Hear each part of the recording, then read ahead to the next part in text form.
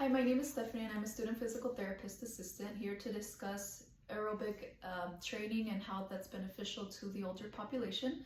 So first of all, let's go over a few definitions. The first one is physical activity. Physical activity is any movement where you're actively moving your body, and it can be things that you do day to day, like brushing your hair or getting groceries from the car and bringing them into your house. That's anything that you're using your body and moving is a physical activity. Fitness is your ability to do a physical activity and how easy or difficult that is for you. So the more you do an activity, the easier it is, the more fit you are. And also endurance. Endurance is how long you can do an activity before you get too tired. So again, like as you continue to do a physical activity, your fitness and endurance go up, which is the goal of doing an exercise program or a rehab program is you progress into more difficult things or doing it more often so that it helps your body adapt to changes and have a positive effect overall. So there are benefits to aerobic training in the long run. It does take months. You're not going to see it in 2 or 3 weeks. It's going to take months to see this, but it does decrease your blood pressure and your heart rate. It will also give you increased cardiac function and blood volume. So in the long run, aerobic training will make you healthier and stronger. It will also help your muscles use oxygen more efficiently, which your muscles use oxygen when they do physical activity. So the more you do physical activity, the more efficient your body will be in using that oxygen. So overall, building up that endurance and your fitness in the long run will avoid cardiac or respiratory complications. And like I said, with consistency, these changes will occur in your body.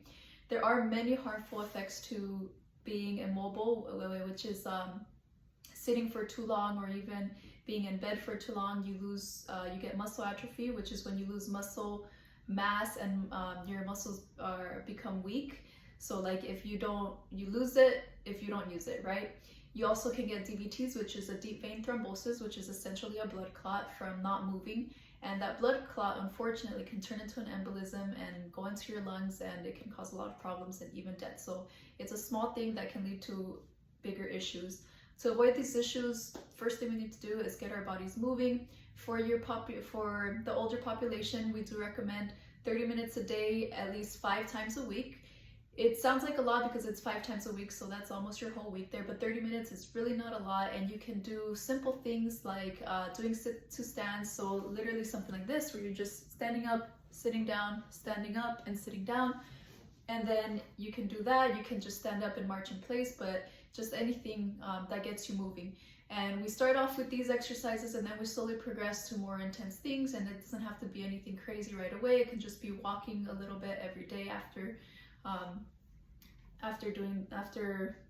you're very used to doing those 2 simple exercises, right?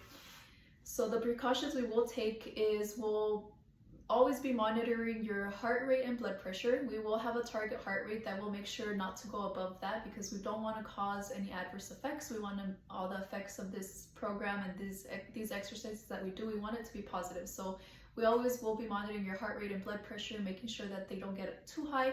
It is normal for them to increase a bit with physical activity in the short term, but there are certain limits that we need to keep an eye on. And like I said, after months of doing this, your heart rate and blood pressure, your normal heart rate and blood pressure will actually begin to decrease, which means you are, becoming more healthy. So yeah.